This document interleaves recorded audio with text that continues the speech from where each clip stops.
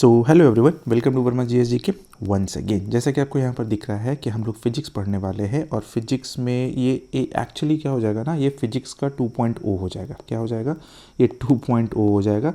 एक part already हम बहुत पहले बनाए थे, उसमें भी बहुत सारा फिजिक्स हम लोग पढ़े हैं। ठीक है, अब थोड़ा सा नए तरीके से इसमें क्या होगा ना, इसमें हम लोग पढ़ेंगे एनसीईआरटी पूरा का पूरा कवर हो जाएगा इसमें।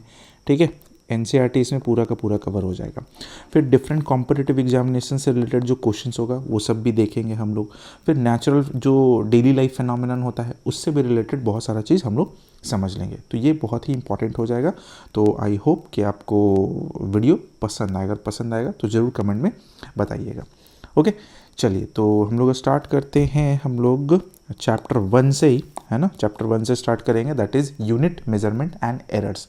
एरर बहुत ज़्यादा इंपॉर्टेंट तो नहीं है, बट फिर भी हम लोग लास्ट में एरर को देख लेंगे। इंपॉर्टेंट है हमारे लिए, यूनिट्स इंपॉर्टेंट है और मेजरमेंट इंपॉर्टेंट है। तो ये दो चीज़ बहुत इंपॉर्टेंट है और क्वेश्चंस बनता है, वही आता भी है। एरर से भी आता है, बट जो जनरली एग्जामिनेशन जैसे एनडीए वगैरह में एरर्स वगैरह आ जाता है। ये किसी भी कॉम्पिटेटिव एग्जाम्स के लिए इंपॉर्टेंट है। तो आप ये मत सोचिएगा कि भाई ये पर्टिकुलर एग्जाम्स के लिए, ये किसी भी एग्जाम्स के लिए एक तरीके से बोल लीजिए ये इंसाइक्लोपीडिया ऑफ जनरल साइंस है। इंसाइक्लोपीडिया, आप जनरल साइंस में मतलब कि एक तरीके से आपका बहुत अच्छे कमांड हो जाएगा। चलिए तो स्टार्ट करते हैं chapter 1, that is unit measurement and error. सबसे पहले क्या है, हम लोग सबसे पहले इसमें पढ़ेंगे फिजिकल क्वांटिटी के बारे में। ठीक है, ये फिजिकल क्वांटिटी बहुत ही इंपॉर्टेंट चीज़ है। चलिए समझ लेते हैं। Anything which can be expressed in numbers is called quantity. कोई भी चीज़ को अगर हम लोग एक्सप्रेस कर रहे हैं in the form of number, then उसको बोलते हैं हम लोग क्वांटिटी, है ना। यहाँ पर तो क्वांटिटी हो गया, but physical quantity is what? Different events in nature takes place in accordance with some basic laws. Revealing these laws of nature by the observed events, we need some quantities which are known as physical quantities. अब हमारे daily life में बहुत सारा ऐसा चीज़ होता है जिसको measure करना है, बहुत सारा ऐसा रूल्स है, बहुत सारा ऐसा लॉज है। तो वो सब चीज़ को मेज़र करने के लिए, वो सब चीज़ को समझने के लिए हमको एक फिजिकल क्वांटिटीज़ का नीड पड़ता है। जैसे एग्जाम्पल्स में अगर समझ लेते हैं तो हमारे पास लेंथ है, फिर मास है, टेम्परेचर है, टाइम है, फोर्स है, स्पीड है, डिस्टेंस है, एक्सेलरेशन है, वेलोसिटी है, मोमेंटम है, करंट है, एक्सेट्रा। बहुत सारा फिजिकल क्वांटिटी होता है, बट ये सब इंपॉर्टेंट देखा जाता है, इसलिए इसको सामने में रख दिया गया। तो ये सब जो है ना, दैट इज़ फिजिकल क्वांटिटी, कि इसका यूज़ करके हम बहुत सारा ऐसा रूल्स को समझ पाते हैं, बहुत सारा ऐसा चीज़ को, लॉ को जान पाते हैं। क्लियर हो गया? चलिए भाई, यहाँ आते हैं type of physical quantity. Type of physical quantity क्या होता है? टाइप ऑफ फिजिकल क्वांटिटी में सबसे पहले हम लोग देखेंगे on the basis of units and there measurement, यानी कि उसके यूनिट्स और मेजरमेंट कैसे मेजर किया जाता है उसके बेसिस पर फिजिकल क्वांटिटी को समझेंगे। तो सबसे पहला और इम्पॉर्टेंट आ जाता है फंडामेंटल और बेसिक क्वांटिटी, यानी कि जो हम लोग को जानना ही है उसी के बेसिस पर सारा का सारा आगे का डेराइव्ड यूनिट जो होगा ना वो डिफाइन होता है। तो ये फंडामेंटल और बेसिक यूनिट और बेस यूनिट्स जिसको हम लोग बोल रहे हैं वो जानना जरूरी है। क्या है समझ लेते हैं। फंडामेंटल और बेस यूनिट्स में the physical quantity which do not depend upon other physical quantities, बहुत ही इंपॉर्टेंट चीज़ है, डेफिनेशन डायरेक्ट पूछ ले आता है। यानी कि वैसा फिजिकल क्वांटिटी हो गया जो किसी दूसरे फिजिकल क्वांटिटी पर डिपेंड ही नहीं है, वो इंडिविजुअल है, आज़ाद है, एकदम आज़ाद देश का नागरिक है। ठीक है, तो उसको हम लोग क्या बोलेंगे? फंडामेंटल और बेस क्वांटिटीज़। जैसे एग्जाम्पल में बोल सकते हैं कौन कौन भाई? तो लेंथ है, मास है, इलेक्ट्रिक करंट है, टाइम है, टेम्परेचर है, ल्यूमिनस इंटेंसिटी है, अमाउंट ऑफ सब्सटेंसेस है। ये सब सारा चीज़ क्या हो गया? ये सब फंडामेंटल क्वांटिटी हो गया और बेस क्वांटिटी हो गया। ये एकदम आज़ाद है, ये अकेले है, अकेले रहेगा, अकेले ही जाएगा। समझने वाली चीज़ है, इंपॉर्टेंट है। अब दूसरा बात करते हैं डेराइव्ड क्वांटिटीज। डेराइव्ड क्वांटिटी क्या होता है? All physical quantity which are not the fundamental physical quantities but are derived from are known as to derived physical quantity. मतलब ये मोटा मोटी तौर पर ये समझ लीजिए कि वैसा क्वांटिटी जो क्या किया जा रहा है भाई, जो डेराइव किया जा रहा है with the help of fundamental quantity. ठीक है, इसको हम मिटाते हैं, थोड़ा सा गंदा लग रहा होगा, है ना। चलिए इसको मिटा दिए। डेराइव्ड क्वांटिटी, डेराइव्ड क्वांटिटी कहने का मतलब क्या हो गया कि वैसा क्वांटिटी जो फंडामेंटल क्वांटिटी के बेसिस पर, यानी कि इस फंडामेंटल क्वांटिटी के बेसिस पर ही इसको डेराइव किया जाता है, तो उसको बोलते हैं डेराइव्ड क्वांटिटी। जैसे एग्जांपल में देखिए वर्क है, तो वर्क का फॉर्मूला क्या होता है, F.S, इसमें फोर्स आ गया, इसमें डिस्प्लेसमेंट आ गया, तो ये फोर्स और डिस्प्लेसमेंट से डेराइव होकर आ रहा है। अब अगर फोर्स का बात करते हैं तो फोर्स भी हमारा क्या हो जाता है भाई, तो मास इनटू एक्सेलरेशन हो गया, तो मास है, एक्सेलरेशन है, तो ये सब सारा चीज़ क्या हो गया, डेराइव्ड यूनिट, एक तरीके से बोल लीजिए कॉम्प्लेक्स यूनिट। और ये फंडामेंटल और बेस यूनिट क्वांटिटी क्या हो गया, हमारा सिंपल क्वांटिटी है। सिंपल तरीके से आता जाता है भाई, कुछ ताम झाम नहीं है, बट डेराइव्ड क्वांटिटी का ताम झाम होता है, तो ध्यान में रखना होगा ये सब चीज़ को, ठीक है। तो वर्क हो गया, फोर्स हो गया, प्रेशर हो गया, एरिया हो गया, वॉल्यूम हो गया, एनर्जी हो गया, ये सब चीज़, बहुत सारा और भी है, आगे जैसे जैसे आएगा वैसे वैसे हम लोग समझेंगे और देखेंगे भी। बात करते हैं सप्लीमेंट्री क्वांटिटीज़ का। सप्लीमेंट्री क्वांटिटीज़ क्या होता है, ये दो ही होता है। There are also two physical quantities which are neither fundamental nor derived, यानी कि जो ना फिजिकल क्वांटिटी, सॉरी, जो ना फंडामेंटल क्वांटिटी है और ना ही डेराइव्ड क्वांटिटी है, तो उसको हम लोग क्या बोल दिए हैं भाई, सप्लीमेंट्री क्वांटिटी। और सप्लीमेंट्री क्वांटिटी सिर्फ दो ही है, ध्यान में रखना है, एक प्लेन एंगल के लिए आता है, एक सॉलिड एंगल के लिए आता है। तो प्लेन एंगल के लिए हम लोग रेडियन यूज़ करते हैं, आगे हम लोग देखेंगे, और सॉलिड एंगल के लिए हम लोग स्टे रेडियन यूज़ करते हैं, ठीक है, स्टे रेडियन यूज़ करते हैं, आगे हम लोग समझ लेंगे। तो यही दो चीज़ है जो सप्लीमेंट्री एंगल्स में आता है, ये आपको ध्यान में रखना चाहिए। अभी तो हम लोग देख रहे थे क्या, on the basis of units, है ना, एंड देयर मेजरमेंट, बट अब हम लोग समझेंगे क्या, on the basis of direction and there magnitude. Direction और मैग्नीट्यूड के बेसिस पर हमारा कितना क्वांटिटी होता है, कितना टाइप का क्वांटिटी होता है। तो सबसे इम्पॉर्टेंट आ जाता है पहला क्वांटिटी, एक साइड हम थोड़ा सा कलर भी चेंज कर ले ताकि हमको और भी कुछ कुछ कलर मिल जाए, है ना। चलिए ठीक है, ये तो सबसे पहला आ जाता है स्केलर क्वांटिटी। स्केलर क्वांटिटी क्या होता है भाई, तो physical quantity which has only magnitude, जिसमें सिर्फ और सिर्फ मैग्नीट्यूड होता है, डायरेक्शन नहीं होता है, जिसमें सिर्फ मैग्नीट्यूड होता है, डायरेक्शन नहीं होता है, उसको हम लोग क्या बोलते हैं, स्केलर क्वांटिटी बोलते हैं। ये आपको ध्यान में रखना चाहिए स्केलर क्वांटिटी को। जैसे एग्जाम्पल्स में डिस्टेंस हो गया, डिस्टेंस कहने का मतलब क्या, 10 किलोमीटर, 15 किलोमीटर, ये वो फलाना ढिमकाना। डिस्प्लेसमेंट कहने का मतलब जिधर मूवमेंट है, जिधर वेलोसिटी है, जिधर फोर्स अप्लाई हुआ, जिधर डिस्प्लेसमेंट है, उधर ही हम लोग मूव कर रहे हैं, तो वो हो जाता है हमारा डिस्प्लेसमेंट। दैट्स वाई डिस्प्लेसमेंट को हम लोग वेक्टर क्वांटिटी में रख लेते हैं और डिस्टेंस को हम लोग स्केलर में रखते हैं। जैसे एनर्जी हो गया, पावर हो गया, टाइम हो गया, टाइम का कोई डायरेक्शन नहीं है, स्पीड का कोई डायरेक्शन नहीं है, वॉल्यूम का कोई डायरेक्शन नहीं होता है, दैट्स वाई इसको स्केलर क्वांटिटी में रखा गया है और वेक्टर क्वांटिटी में नहीं रखा गया। तो क्या क्या है स्केलर क्वांटिटी में, वो समझ लेते हैं। तो डिस्टेंस है, एनर्जी है, पावर है, टाइम है, स्पीड है, वॉल्यूम है, डेंसिटी है, प्रेशर है, वर्क है, चार्ज है, इलेक्ट्रिक करंट है, टेम्परेचर है, स्पेसिफिक हीट है, फ्रीक्वेंसी है, मास है, ये सब क्या है, ये सब सारा स्केलर क्वांटिटी है, तो ध्यान में रखना होगा। वेक्टर क्वांटिटी की अगर बात करते हैं तो वैसा क्वांटिटी जिसमें मैग्नीट्यूड भी होता है और डायरेक्शन भी होता है, मैग्नीट्यूड और डायरेक्शन दोनों होता है, उसी को हम लोग बोलते हैं वेक्टर क्वांटिटी। क्लियर है? आई होप कि आपको आवाज़ जा रहा होगा, थोड़ा कम जा रहा होगा, वॉल्यूम थोड़ा सा बढ़ा लीजिएगा, है ना, तो कोई इशू नहीं होगा। हाँ, तो मैग्नीट्यूड हो गया और इधर डायरेक्शन हो गया, यानी कि जिसमें मैग्नीट्यूड भी मिले और जिसमें डायरेक्शन भी मिले वो क्या कहलाता है, वेक्टर क्वांटिटी कहलाता है। ये आपको ध्यान में रखना होगा। एग्जाम्पल्स में बहुत सारा है, डिस्प्लेसमेंट, वेलोसिटी, टॉर्क, पोजीशन, फिर acceleration, force, weight, momentum, impulse, electric field, magnetic field, current density, angular velocity, ये सब चीज़ क्या हो गया, ये सब वेक्टर क्वांटिटी के अंदर आता है। तो वेक्टर क्वांटिटी क्या हो गया, स्केलर क्वांटिटी क्या हो गया, आपको ये बखूबी समझ में आ गया होगा। बहुत ही इजी होता है, बस ध्यान से आपको समझना होता है, सुनना होता है, और जो हम बोल रहे हैं उसको ध्यान से समझ के आप रख लीजिए, आपका काम आसान हो जाएगा। ठीक है, चलिए भाई, ये तो हो गया हमारा स्केलर क्वांटिटी और वेक्टर क्वांटिटी। आगे बढ़ते हैं, चलिए आगे है हमारा यूनिट्स। अब यूनिट्स के बारे में बात करते हैं। तो यूनिट्स को हम लोग समझ लेते हैं। यूनिट क्या होता है, देखिए कोई भी चीज़ को मेज़र करने के लिए ना हमको एक पर्टिकुलर चीज़ चाहिए होता है, एक इंडिकेशन चाहिए होता है, तो उसी को हम लोग यूनिट का नाम देते हैं। यहाँ पर तो बहुत सारा उल्टा पुल्टा चीज़ लिखा हुआ है, बट हम लोग को इंपॉर्टेंट नहीं है ना। एक स्टैंडर्ड वैल्यू जिससे हम लोग किसी एक पर्टिकुलर क्वांटिटी को मेजर कर सके, वही हो जाता है यूनिट। जैसे अगर मान लीजिए यहाँ पर फोर्स का एग्जाम्पल दिया हुआ है, तो फोर्स का एग्जाम्पल है और यहाँ पर लिखा हुआ है 10 न्यूटन, यहाँ पर न्यूटन लिखा हुआ है, that is Newton is the unit of force. तो हमेशा जब भी फोर्स को मेजर करने का बात आएगा तो हम लोग क्या करेंगे, न्यूटन से ही मेजर करेंगे। कभी भी हम फोर्स को हम लोग नहीं बोल सकते कि फोर्स जो है ना वो 10 मीटर हो गया, फोर्स जो है 10 किलोग्राम हो गया, फोर्स जो है 10 मिलीग्राम हो गया, फोर्स जो है 10 सेंटीमीटर हो गया, ऐसा नहीं होगा।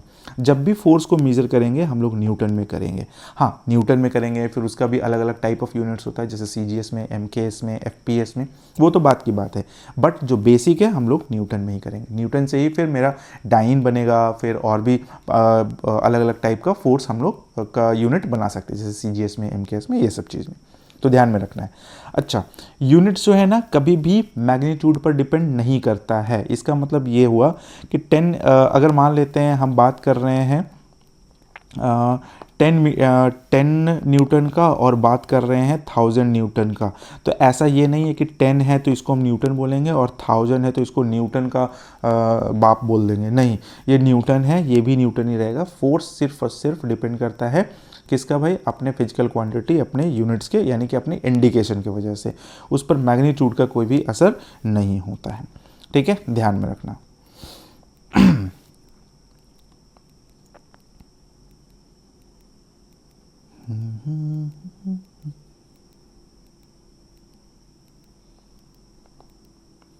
चलो भाई, नेक्स्ट में आते हैं फंडामेंटल यूनिट और बेस यूनिट। फंडामेंटल यूनिट क्या होता है और बेस यूनिट क्या होता है ये समझते हैं हम लोग। फंडामेंटल का मतलब नाम से ही पता चल रहा है, क्या पता चल रहा है भाई, तो फंडामेंटल नाम से पता चल रहा है कि ये बेसिक होगा और बेस होगा।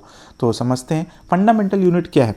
Units of fundamental physical quantities are called fundamental units. जो फंडामेंटल फिजिकल क्वांटिटी था उसका जो यूनिट होता है ना, उसी को हम लोग फंडामेंटल यूनिट्स बोलते हैं। और फंडामेंटल फिजिकल क्वांटिटी कितना था भाई, तो टोटल 7 है। कौन कौन है भाई, तो लेंथ था, फिर मास है, फिर टाइम है, फिर करंट इलेक्ट्रिसिटी है, फिर टेम्परेचर है, फिर ल्यूमिनस इंटेंसिटी है और अमाउंट ऑफ सब्सटेंसेस है, जिसका ये चीज़ यहाँ पर यूनिट दिया हुआ है, जैसे metre, kilogram, second, ampere, kelvin, candela और मोल। तो ये हो गया हमारा fundamental units of fundamental physical quantity. These units are used as standards for the concerned physical quantity and are independent to each other. ये सब एक दूसरे से इंडिपेंडेंट है और आगे का जितना भी फिजिकल क्वांटिटी जो बनता है डिराइव यूनिट, वो सब में ये सब चीज़ यूज हो जाता है, ध्यान में रखना है। Initially only metre, kilogram and second were consider to be the fundamental. अब ध्यान में रखने वाली चीज़ है कि शुरुआती दौर पर ना सिर्फ मीटर को, किलोग्राम को और सेकेंड को ही रखा गया था फंडामेंटल क्वांटिटीज़ में, फंडामेंटल यूनिट्स में बोल सकते हैं।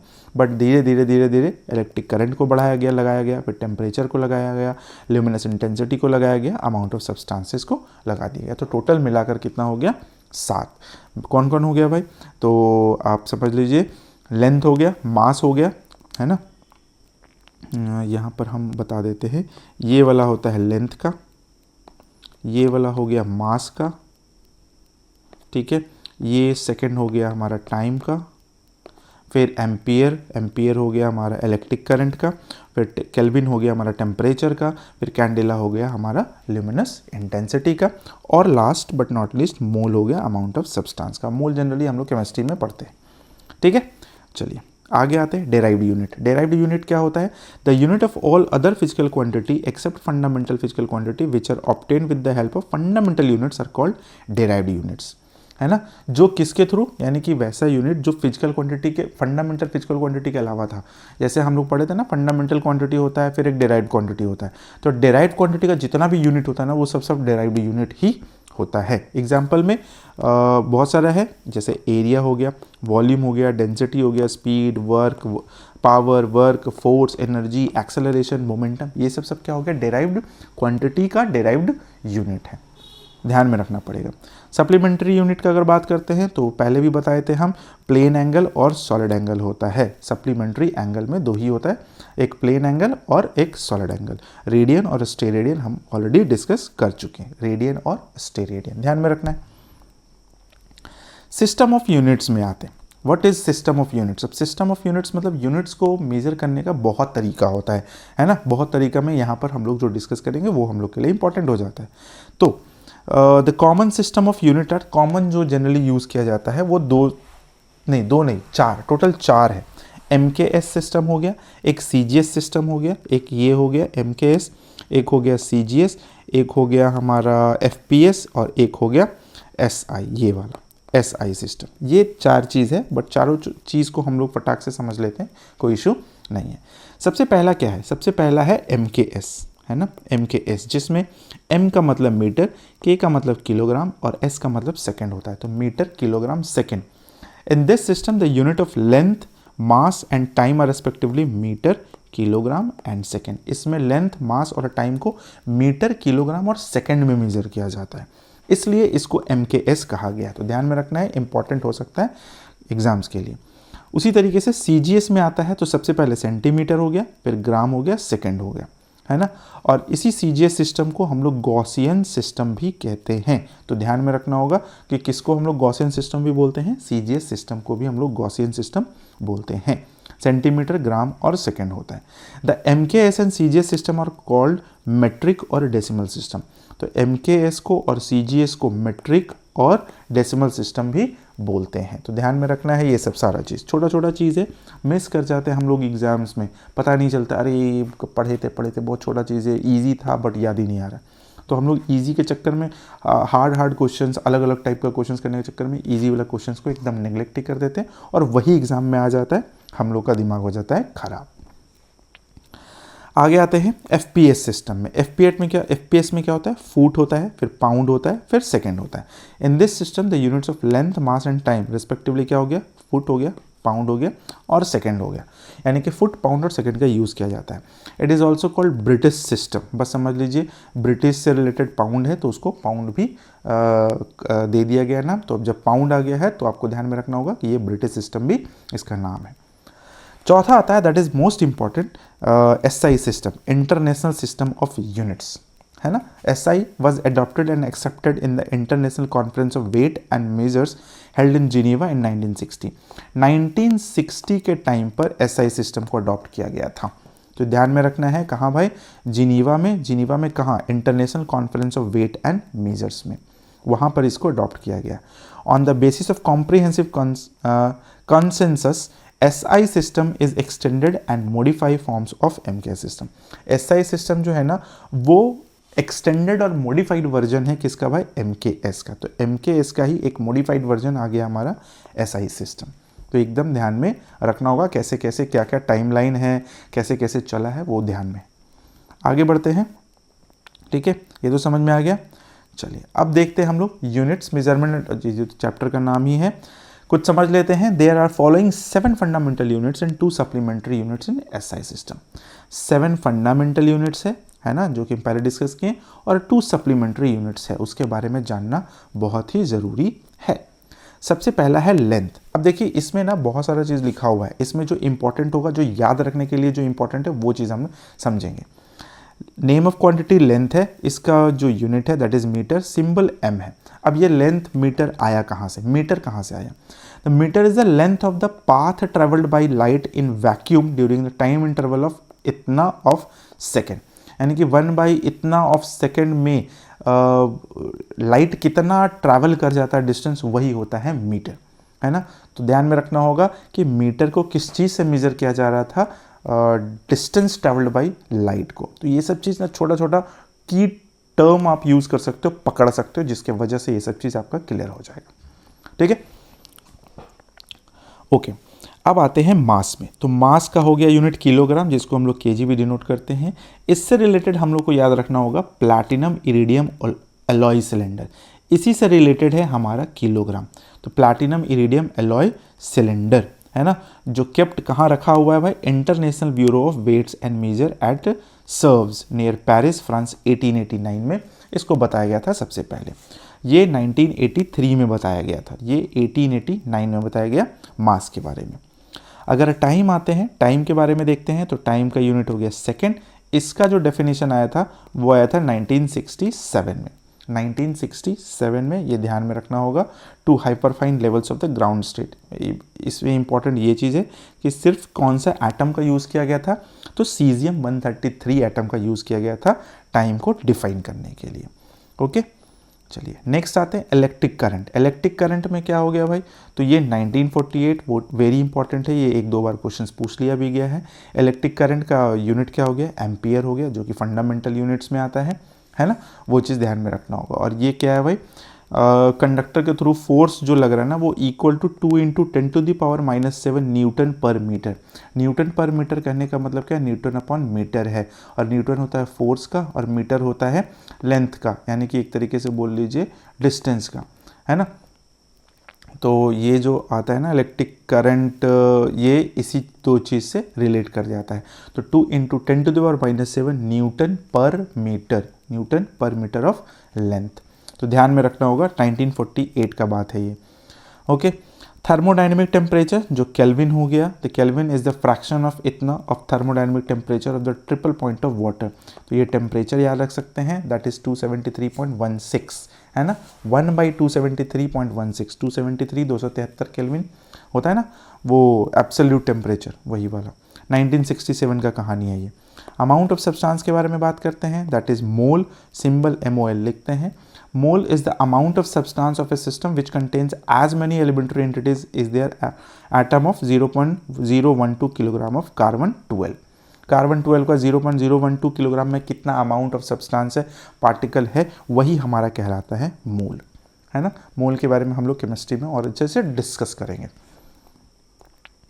ल्यूमिनस इंटेंसिटी कैंडेला, इसको नाम दिया गया CD। The candela is the luminous intensity in a given directions of a source that emits monochromatic radiations of frequency इतना hertz, 540 × 10⁻12 hertz, that has a radiant intensity in the direction of 1/683 watt per steradian. 1979 important ये है ना, और कुछ इस पे important नहीं है ल्यूमिनस इंटेंसिटी का। तो आपको याद रखना पड़ेगा कौन सा क्वांटिटी है, उसका यूनिट क्या है, सिंबल क्या है, और कब ये हम लोग को मिला, कब ये लोगों तक पहुंचा, है ना, स्टार्ट हुआ कि हाँ भाई ये ऐसा कुछ बना है, ऐसा कुछ निकला है। बात करते हैं supplementary units and their symbols का। तो सप्लीमेंट्री में प्लेन एंगल आता है सबसे पहला, जिसका यूनिट होता है रेडियन, RAD लिखते हैं। और सॉलिड एंगल में आता है स्टेरेडियन, जिसको हम लोग SR से डिनोट करते हैं। ये इंपॉर्टेंट कतई नहीं है, इसलिए इसको पढ़ने का कोई इंपॉर्टेंस नहीं है, ठीक है। आपको ध्यान में रखना होगा रेडियन, स्टेरेडियन, ये वाला सिंबल, ठीक है। प्लेन एंगल और सॉलिड एंगल ये कहलाता क्या भाई, सप्लीमेंट्री यूनिट, ध्यान में रखिएगा ये चीज़। चलिए ये तो हो गया।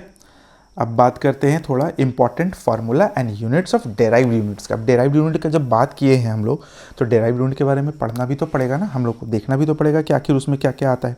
तो वही चीज़ हम लोग समझ लेते हैं। सबसे पहला में क्या है, एरिया ऑफ रेक्टेंगल, जो कि हम लोग को पता है। Area of rectangle that is length into breath, और लेंथ को भी मेजर करेंगे हम लोग मीटर में, और ब्रेथ को भी मेजर करेंगे हम लोग मीटर में, तो मीटर स्क्वायर हो गया, that is SI unit. Area of square, side square, that is metre square में। एरिया ऑफ ट्रायंगल, जितना भी एरिया होता है सबका स्क्वायर में ही मेजरमेंट होता है, तो मीटर स्क्वायर हो गया। डेंसिटी का फॉर्मूला होता है मास अपॉन वॉल्यूम, तो मास का हो गया क्या, kg, और वॉल्यूम का हो गया मीटर क्यूब, तो ऊपर जाएगा तो kg मीटर इनवर्स 3। एक्सेलरेशन का फॉर्मूला होता है change in velocity upon time, तो चेंज इन वेलोसिटी हो गया, that is the type of velocity, तो वेलोसिटी का कितना हो जाएगा, मीटर पर सेकेंड स्क्वायर, मीटर पर सेकेंड, और बाई नीचे टाइम है तो सेकेंड, ऊपर गया तो मीटर, ये ऑलरेडी है नीचे में, मीटर सेकेंड इनवर्स 2 हो गया ये चीज़। प्रेशर में आते हैं, तो प्रेशर का हो गया force upon area, force upon area, force को होता है हम लोग न्यूटन, और एरिया का होता है मीटर स्क्वायर, तो न्यूटन मीटर इनवर्स 2, और इसको पास्कल भी बोलते हैं। वर्क और एनर्जी का अगर बात करते हैं तो ये हो गया, आ गया मच्छर पढ़ने, हाँ। वर्क और एनर्जी का अगर बात करते हैं तो ये है mass, acceleration due to gravity और इनटू हाइट, यानी कि P is equal to mgh, इसका यूनिट हो गया न्यूटन मीटर और जूल। पावर का अगर बात करते हैं तो पावर हो जाता है वर्क और by time, work upon time जिसको बोलते हैं, वर्क डन बाई टाइम, ये हो गया वॉट, जूल पर सेकेंड बोल सकते हैं। इम्पल्स होता है फोर्स इनटू टाइम, ये हो गया न्यूटन इनवर्स, मतलब न्यूटन सेकेंड इनवर्स होगा फोर्स और इनटू टाइम अच्छा न्यूटन पर सेकेंड, सॉरी इन्वर्स हम बोल दिए थे। फोर्स का होता है न्यूटन और टाइम का होता है सेकेंड, तो न्यूटन सेकेंड, है ना। Volume of cuboid, volume knows, length into breadth into height, ये वॉल्यूम में चला गया, मीटर क्यूब में चला गया। वेलोसिटी की अगर बात करते हैं तो velocity is the displacement by time, displacement को मीटर में यूज़ करते हैं और टाइम को सेकेंड इनवर्स लिख सकते हैं ऊपर जाने के बाद। फोर्स हो गया that is mass into acceleration, इसको हम लोग न्यूटन भी लिखते हैं, अगर सीजीएस में आते हैं तो डाइन भी लिखते हैं, है ना। ये सब सारा चीज़ यूज़ करते हैं। 1 newton is equal to 10⁵ dyne भी होता है, ये सब ध्यान में रखना। लीनियर मोमेंटम होता है मास और वेलोसिटी। लीनियर मोमेंटम क्या होता है, मास इनटू वेलोसिटी, तो मास हो गया ये, वेलोसिटी हो गया मीटर पर सेकेंड। मैग्नेटिक फील्ड का अगर बात करते हैं तो force upon electric current into displacement, force upon electric current into displacement, तो फोर्स हो गया ऊपर में न्यूटन, इलेक्ट्रिक करंट का एम्पियर इनवर्स और मीटर इनवर्स, इसको टेस्ला भी बोलते हैं और वेबर पर मीटर स्क्वायर भी बोलते हैं। तो ये तीनों ध्यान में आपको रखना पड़ेगा, टेस्ला भी और वेबर पर मीटर स्क्वायर भी। फ्रीक्वेंसी का अगर जहाँ तक बात है 1 बाई टाइम पीरियड, ये हम लोग बहुत पहले भी पढ़ चुके हैं। 1 बाई टाइम पीरियड, ये सेकेंड इनवर्स और फिर इसको हर्ट्ज भी बोलते हैं, है ना, हर्ट्ज। अगर कुछ practical units of length, mass and time में आते हैं तो 1 एंगस्ट्रम 10⁻⁻10, नैनो में -9, माइक्रो में -6, मिली में -3, सेंटीमीटर में -2, किलोमीटर में +3 यानी कि 10⁻³ हो जाएगा, टेरामीटर में 10⁻12। 1 light year is equal to what, 9.46 into 10⁻15 metre, ये ध्यान में रखिएगा, ये इंपॉर्टेंट होता है, और अप्रॉक्सीमेटली 10⁻16 मीटर, ठीक है। 1 AU, AU बोले तो एस्ट्रोनॉमिकल यूनिट, सन से अर्थ तक का डिस्टेंस को एस्ट्रोनॉमिकल यूनिट कहा जाता है, दैट इज 1.5 इंटू 10⁻11 मीटर, ये 15 करोड़ किलोमीटर के आसपास होता है। 1 parsec that is 3.26 light year, 1 light year तो देख लिए थे, 3.26 लाइट ईयर को हम लोग 1 पार्सेक बोलते हैं, जो कि होता है 3.083 इंटू 10⁻16 मीटर, ध्यान में रखना है। 1 mile 1.6 kilometre, 1 fermi 10⁻15 metre, micro में 10⁻9 आ गया, फिर मिली में 10⁻6, ग्राम में 10⁻3, क्विंटल में 10⁻2 kg बोले तो 100 kg, metric ton 1000 kg, atomic mass unit कितना हो गया 1.66 इंटू 10⁻27 kg, पाउंड में कितना हो जाएगा 0.45 kg, 500 मतलब आधा किलो से कम ही होता है। चंद्रशेखर लिमिट, ये वेरी इंपॉर्टेंट है, that is 1.4 into mass of sun, Chandrasekhar limit बोलते हैं उसको, कि मास ऑफ सन को अगर 1.4 से मल्टीप्लाई कर देते तो ये चंद्रशेखर लिमिट चंद्रशेखर के थ्रू दिया गया था, है ना, इसलिए नाम ही पड़ा Chandrasekhar. 1 slug is equal to 14.59 kg, ये भी यूनिट का मेजरमेंट है, सॉरी किसी क्वांटिटी का मेजरमेंट है। अगर इसमें आ जाते हैं यूनिट्स ऑफ टाइम में, तो पीको सेकेंड होता है 10⁻12, nano second -9, micro second -6, milli second -3, 1 minute 60 seconds, hour 60 minute 3600, है ना। 1 डे में 86,400 सेकेंड्स होता है, ये ध्यान में रखना है।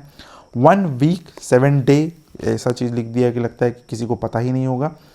1 lunar month is equal to 28 days, that is 4 weeks. 1 solar month is equal to 30 और 31 डेज, 28 और 29 डेज सिर्फ फरवरी में। 1 year is equal to 365 1/4 days. 1 moon month is equal to 27.3 solar day, है ना, एक मून मंथ जो होता है ना 27.3 सोलर डे के बराबर होता है। 1 solar day is equal to 86,400 second, यही वाला ये जो था। फिर 1 leap year 366 days, there are 29 days in February of leap year, and 1 shake is equal to 10⁻8 second, ये बहुत ही छोटा यूनिट हो जाता है 1 शेक, है ना, 10⁻8 सेकेंड। तो ये कुछ वैल्यूज था, ये आपको ध्यान में रखना चाहिए। बात करते हैं कन्वर्जन ऑफ यूनिट्स का, तो अगर कन्वर्जन ऑफ मास में कर रहे हैं तो मिलीग्राम को ग्राम में, यानी कि 10 मिलीग्राम इज इक्वल टू 1 ग्राम, और यही हो जाता है 15.43 ग्रेन्स एंड 10⁻³ kg। अब 10⁻³ ग्राम को 1 किलोग्राम बोल लेते हैं, 2.205 पाउंड बोल लेते हैं, 1000 kg को 1 टन बोल लेते हैं। लेंथ में आते हैं तो मिलीमीटर, 10 मिलीमीटर में 1 सेंटीमीटर होता है, दैट इज 0.394 इंच, इसको बोल सकते हैं। 100 सेंटीमीटर 1 मीटर 39.4 इंच या 1.094 यार्ड। हम लोग सुनते हैं ना जैसे प्लॉट व्लॉट के लिए कितना स्क्वायर यार्ड का है, इतना यार्ड का है, ये चीज़ वही है। 10⁻³ मीटर दैट इज़ 1 किलोमीटर, ये पता होगा, और 0.6214 माइल हो जाता है। 1 फुट में 0.3 मीटर हो जाता है, 0.3 मीटर दैट इज़ 1 फुट।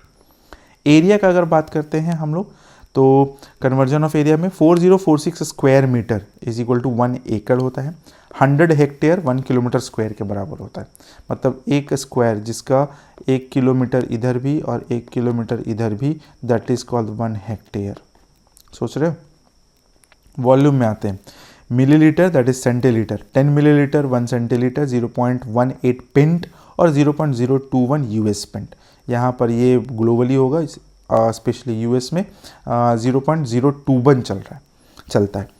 100 यानी कि 10⁻² centilitre, CL that is 1 litre, है ना। 10⁻² centilitre is equal to 1 litre, 1.76 pint. 10 litre में होता है 1 डेकालीटर, और 2.2 gallon, 2.2 gallon that is 2.63 US gallon. अगर 2.2 देख रहे हैं तो वहाँ थोड़ा बहुत डिफरेंसेस आ जाता है यूएस से।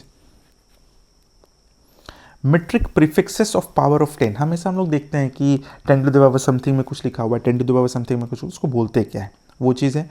तो योटा होता है that is 10⁻24, zetta 10⁻21, exa 10⁻18, peta 10⁻15, tera 10⁻12, giga 10⁻9, mega 10⁻6, kilo 10⁻3, फिर hecto 10⁻2, deca 10⁻1, deci 10⁻-1, centi 10⁻-2, milli, फिर माइक्रो, नैनो, फिर यहाँ आ जाता है पीको, फिर फेम्टो, फिर एटो, फिर जेप्टो और फिर योक्टो।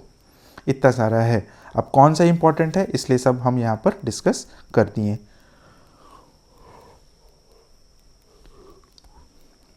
चलिए बात करते हैं डायमेंशन ऑफ फिजिकल क्वांटिटीज़ का। डायमेंशन ऑफ फिजिकल क्वांटिटी क्या होता है?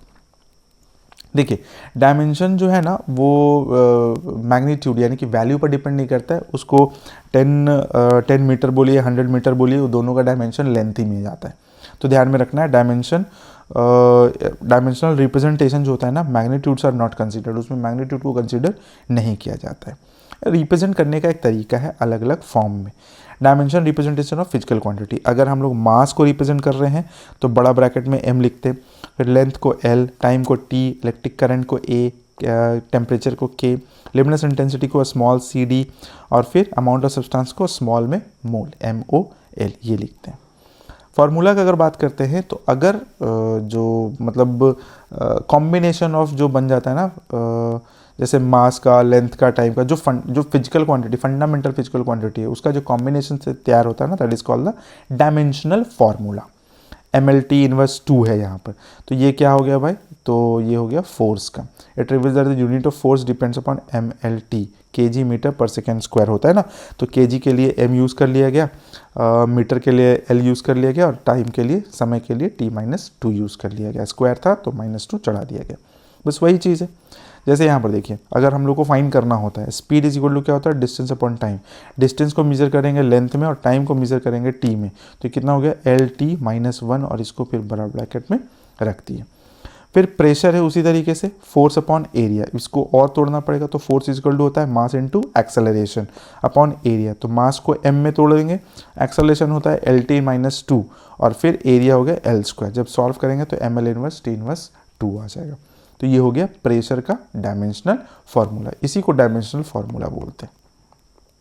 और भी बहुत सारा है यहाँ पर, जैसे एरिया में आ गया, इसका dimensional formula m0 L2 T0, अगर पूरा डेराइव करके लिखा जाता है MLT सब लिखा जाता है।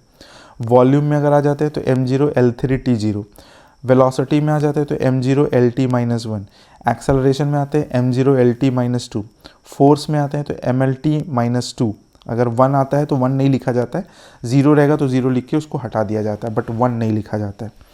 वर्क में force into displacement ML² T-2, kinetic energy 1/2 mass speed square ML² T-2, potential energy mass into acceleration due to gravity and height.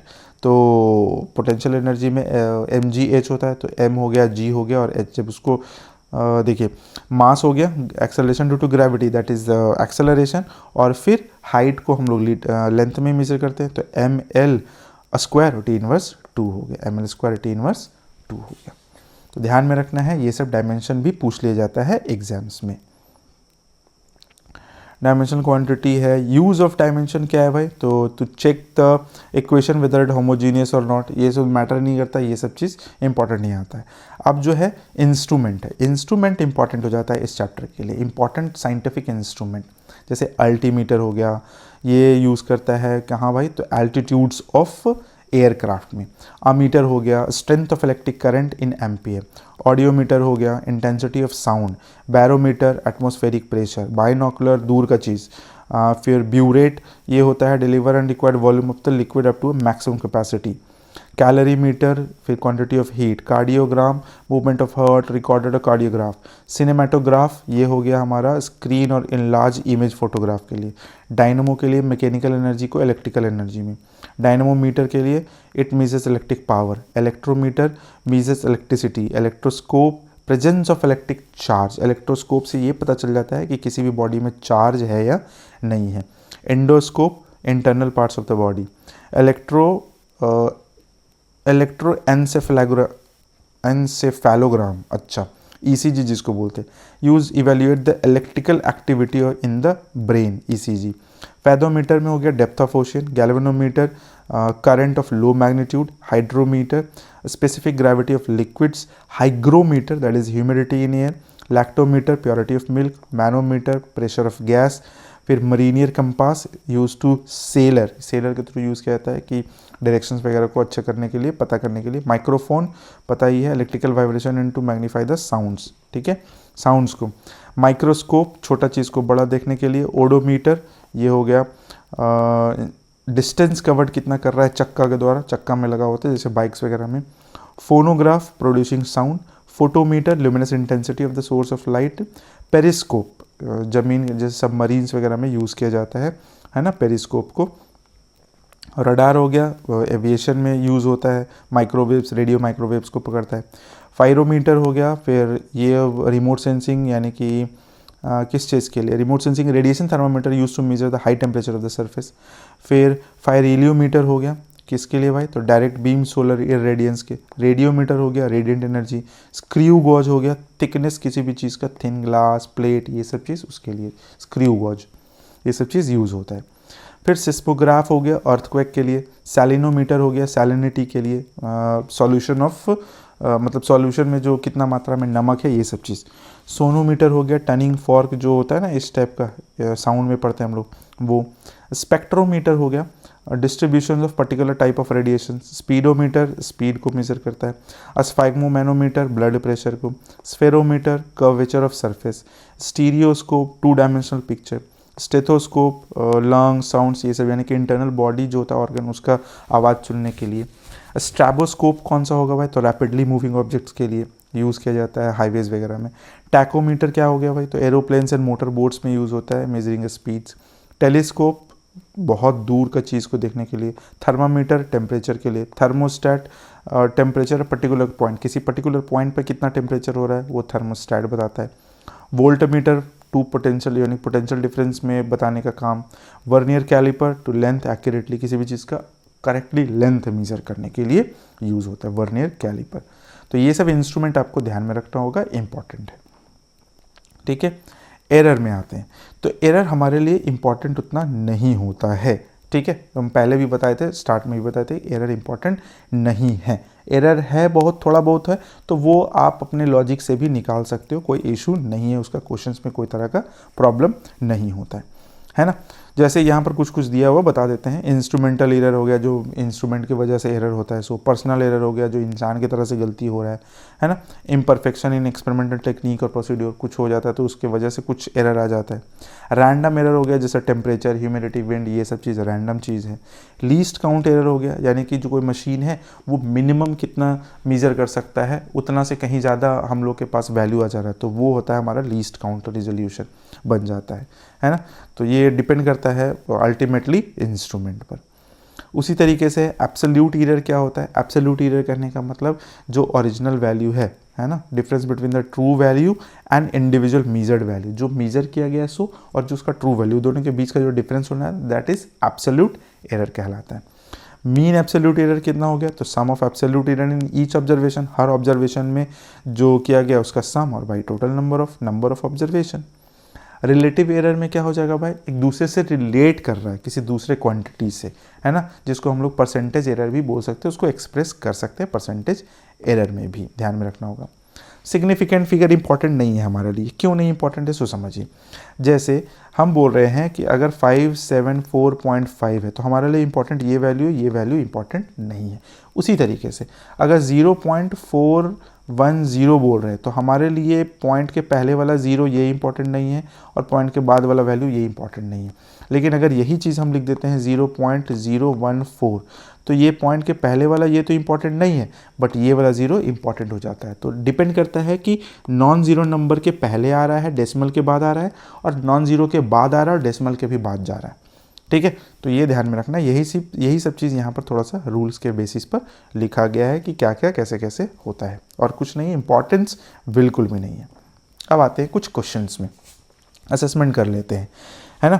Identify the unit of measuring intensity of sound. Measuring intensity किस में होता है भाई, तो decibel, decibel में measure किया जाता है साउंड वगैरह। What is the unit of physical quantity in momentum, तो मोमेंटम इज इक्वल टू क्या होता है भाई, तो P is equal to mv, है ना। तो अगर हम लोग बात करते हैं न्यूटन, नहीं क्या हो जाएगा मोमेंटम का ना, P is equal to mv, mass into velocity, और मास को हम लोग यूज़ कर लेंगे न्यूटन सेकंड में। एक सेकंड देख लेते हैं आंसर इसका कितना है, 2 नंबर का ए, वही हमको लग रहा था 2 का ए ही होगा, है ना, न्यूटन सेकंड। तीसरा, frequency is measured in, frequency को किस चीज़ में मेजर किया जाता है भाई, तो हर्ट्ज में, ये तो आपको पता ही होगा, हर्ट्ज को फ्रीक्वेंसी में मेजर किया जाता है। फिर एक क्वेश्चन आया हुआ है एनडीए में, which one of the following physical quantity has the same unit as that of pressure, जो यानी कि जो प्रेशर का होता है वही किसका होता है, तो वो स्ट्रेस का होता है। प्रेशर और स्ट्रेस का दोनों सेम ही होता है। Angstrom is the unit of, angstrom किसका हो गया भाई, तो wavelength. Unit of pressure, pressure का यूनिट क्या होता है, तो pressure is equal to force upon area, newton पर मीटर स्क्वायर, ये वाला, सॉरी ये नहीं, ये यूनिट ऑफ प्रेशर इज, ये यूनिट ऑफ प्रेशर कितना हो जाएगा भाई, तो इसमें तो नन ऑफ दीज ही हो जाएगा, खत्म हो गया। विच one of the following quantities does not have unit, इसमें किसका यूनिट नहीं होता है, तो स्ट्रेन का यूनिट नहीं होता। स्ट्रेन जो होता है ना वो रेशियो टर्म होता है जिसकी वजह से उसका यूनिट नहीं निकाल सकते। विच of the following is not the unit of heat, कौन सा है जो हीट का यूनिट नहीं है, ठीक है, सेंटीग्रेड नहीं है, ये टेम्परेचर का है। Which of the following is the ऐसा यूनिट ऑफ टेम्परेचर, टेम्परेचर किसका है भाई, तो केल्विन में मेजर कर लेते हैं हम लोग। उसके बाद क्या है, which of the following is the unit of force, force का क्या होगा भाई, तो पास्कल होगा, ध्यान में रखना है। Light is the unit of measurement of very large distances, ये हो गया। Light is the unit of length, the unit of momentum is, momentum का निकाल लीजिए, P is equal to mass और इनटू वेलोसिटी होता है, तो मास का kg हो गया, वेलोसिटी का मीटर पर सेकेंड, तो kg मीटर सेकेंड इनवर्स, ये हो गया।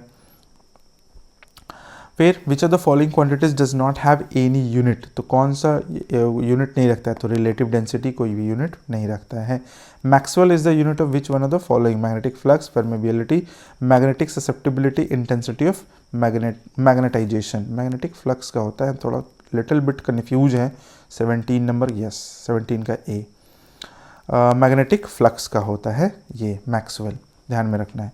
द ऐसा unit of radioactivity that is becquerel, है ना। ऐसा unit of weight is, weight क्या होता है भाई, तो इट काइंड ऑफ फोर्स होता है, तो न्यूटन हो गया, है ना, न्यूटन। सीजीएस में 9 बोल सकते हैं, बट यहाँ पर ऐसा ही पूछा जा रहा है इसलिए Newton.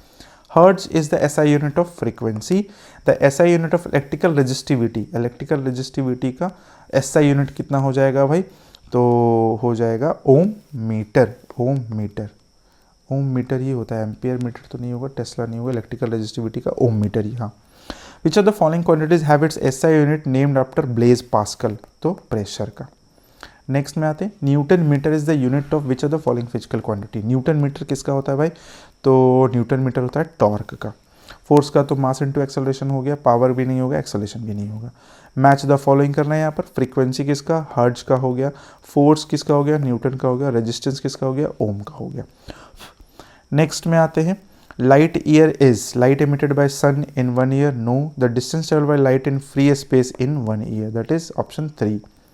A nautical mile is equal to, 1 nautical mile is equal to 1672 metre, 26 का C, एक सेकेंड, ओ शिट थोड़ा सा गलती हो गया, डी दैट इज 2450 मीटर। हम माइल्स का समझ गए थे।